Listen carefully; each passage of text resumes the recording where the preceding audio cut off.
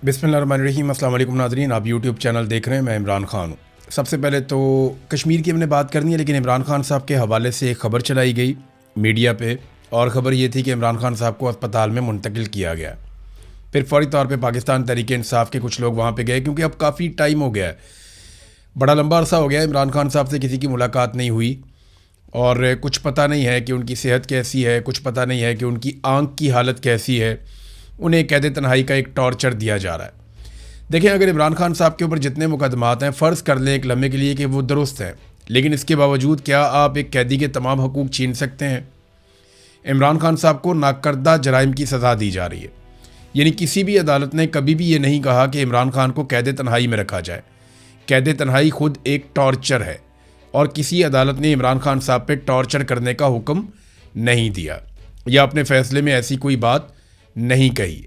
और ये कितना बड़ा टॉर्चर है मैं ज़ाती तौर पे समझता हूँ, क्योंकि मैं 5 महीने तक बिल्कुल अकेला था। एक छोटी सी कार के अंदर, एक छोटी सी जगह पे उन्होंने मुझे फेंक दिया था, और मैं 5 महीने तक बिल्कुल अकेला था। तो मैं ये जानता हूँ कि वो कितना तकलीफ़ दे है जैसे इमरान ख़ान को इस वक्त रखा गया है। ये बहुत बड़ी ज़हनी अज़ियत है, ये जिस्मानी टॉर्चर से भी बड़ा टॉर्चर है। तो पाकिस्तान तहरीक इंसाफ के लोग गए, जुनैद अकबर भी गए, उन्होंने स्टेटमेंट दिया, शाहिद खट्टक और दीगर लोग भी गए। उन्होंने कहा जी हमने पूरा अस्पताल चेक किया, इमरान ख़ान को यहाँ पे अस्पताल में नहीं लाया गया। ये खबर क्यों चलवाई गई, किसी सोर्स नहीं दी होगी। अब बहुत मुमकिन है कि मीडिया को अपने किसी सोर्स से ये खबर मिल गई हो अस्पताल में। बाद वक़्त कन्फ्यूजन भी हो जाता है, गलत खबर भी चल जाती है, खबरों का फ़्लो बहुत तेज़ होता है। लेकिन यहाँ पे क्योंकि माहौल ऐसा है आजकल, हर चीज़ को देखा जाता है शक की नज़र से, कि बहुत मुमकिन है कि पाकिस्तान की एस्टेब्लिशमेंट ने या हुकूमत ने किसी चीज़ से तवज्जो हटाने के लिए, क्योंकि देखें इनके पल्ले तो कख नहीं है। जो कश्मीर में इन्होंने कर छोड़ा है, जिस तरीके से लोगों को इन्होंने दीवार के साथ लगा दिया, अब कश्मीरी डट कर खड़े हो गए हैं। कश्मीरियों का रद्द-ए-अमल पाकिस्तानियों के रद्द-ए-अमल से मुख्तलिफ निकला। यानी अगर लाहौर के लोग एक दिन भी इस तरह निकलते, लाहौर की जो आबादी है वो टोटल कश्मीर की आबादी से डबल से ज़्यादा है। कश्मीरी तो 4-4.5 मिलियन है, और लाहौर में 1 करोड़ से ज़ायद की आबादी है। सिर्फ लाहौर के लोग ही कश्मीरियों जैसा रद्द-ए-अमल देते तो आज सूरत हाल कुछ और होती। 1 लाख के करीब घरों में चादर और चारदीवारी का तकद्दुस पामाल किया गया, लेकिन किसी ने बॉदर ही नहीं किया। और कश्मीर में जब पुलिस जाती है या एफसी जाती है, वहाँ सिक्योरिटी फोर्सेस के लोग जाते हैं, वो जब चादर और चारदीवारी का तकद्दुस पामाल करने लगते हैं, लोगों को गिरफ्तार करने की कोशिश करते हैं, तो अभी कोटली से ताज़ा मनाजिर आए हैं। इससे पहले कई इलाकों से मनाजिर आ रहे हैं कि लोग पुलिस को ही घेर लेते हैं। यानी किसी के घर में पुलिस घुसी है, पूरे इलाके के लोग इकट्ठे हुए, उन्होंने पुलिस को घेर दिया। बताओ जी क्यों लेके जा रहे हो, वजह क्या है, इनके घर में क्यों घुसे हो, वारंट दिखाओ, कोई कानूनी कार्रवाई कर रहे हो तो उसका जवाब दो। तो लोग पकड़ लेते हैं पुलिस को, वहाँ फिर पुलिस मिन्नतें कर रही होती है जी कि आप वापस जाने दें। अच्छी बात यह है कि जो कश्मीर के लोग हैं वो फिर जब पकड़ लेते हैं पुलिस को या सिक्योरिटी फोर्सेस को, फिर वो मारते नहीं हैं, वो उनकी वीडियो बनाते हैं और वो उनसे कहलवाते हैं कि देखिए अब आप बताएं कि क्या आप हमारे साथ जायज़ कर रहे हैं या नाजायज़ कर रहे हैं, क्या आप हमारे साथ ज़्यादती नहीं कर रहे हैं, आप हमारे घरों में घुस रहे हैं, हम तो सिर्फ अपना हक मांग रहे हैं। देखिए हम आपको आप कह के बुला रहे हैं, आप हमें मारते हैं। जब हम आपके काबू आते हैं आप डंडों से मारते हैं, गोलियों से मारते हैं, लेकिन जब आप हमारे काबू आते हैं देखिए हम आपको नहीं मार रहे, आपको इज्जत से बिठाया, आपको पानी भी पिला रहे हैं। हालांकि जिन पुलिस वालों को गोलियां लगी, जख्मी हुए, उन्हें भी जो मकामी लोग हैं वही रेस्क्यू कर रहे थे, उनको उठा कर लेकर जा रहे थे। अब ये इसकी इंक्वायरी होनी चाहिए कि उन्हें गोलियां कैसे लगी और क्या हुआ। बहरहाल मेरे पास कुछ तस्वीर और वीडियोज़ आई हैं, मैं देखकर हैरान रह गया। मैं ये चीज़ें दिखाना नहीं चाहता इसलिए कि इससे और ज़्यादा नफरत फैलेगी, और ज़्यादा हालात ख़राब हो जाएंगे। लेकिन जो मैं देख रहा हूँ, नकाबपोश लोग वहाँ पे क्या कर रहे हैं, अस्पताल में मरीजों को कौन मारता है, उन पर टॉर्चर कौन करता है, इसकी वीडियोज़ मौजूद हैं आज़ाद कश्मीर के लोगों के पास, वो शेयर भी कर रहे हैं। यानी मैंने बहुत सारे लोगों को मना किया, मैंने कहा यार इनको यहाँ दबाओ, वीडियो को बस ख़त्म करो, आपने मामला हल करना है, अपने और नफरत नहीं फैलानी और लड़ाई नहीं करनी, तो फॉर गॉड सेक इस लड़ाई को ख़त्म करें।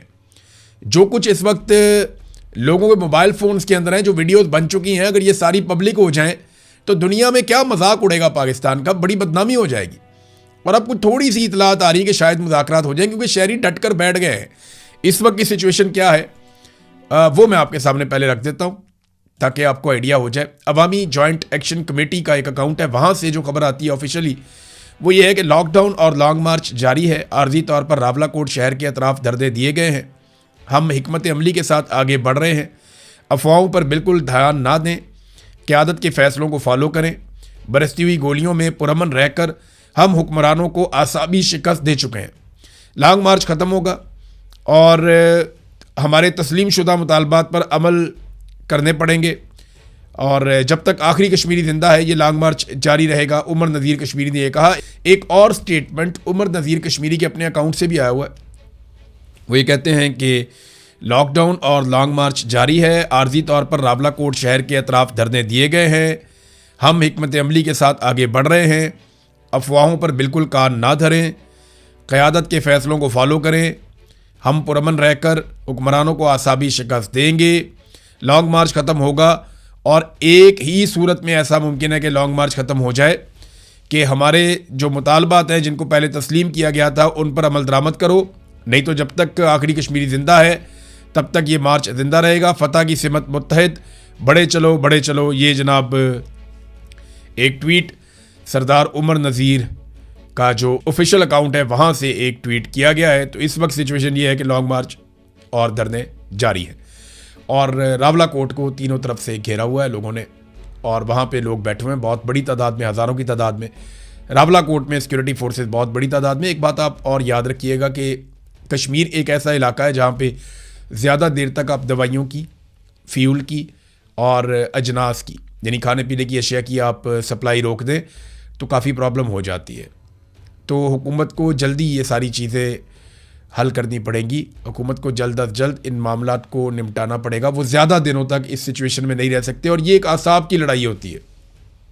इस वक्त आसाब की लड़ाई है। हुकूमत ये देखना चाहती है कि कश्मीरी कब तक बैठते हैं। हो सकता है कश्मीरी थक कर वापस जाना शुरू हो जाए, इनकी तादाद कम हो जाए, क्योंकि पाकिस्तान में उन्होंने ऐसी चीज़ें होती हुई देखी।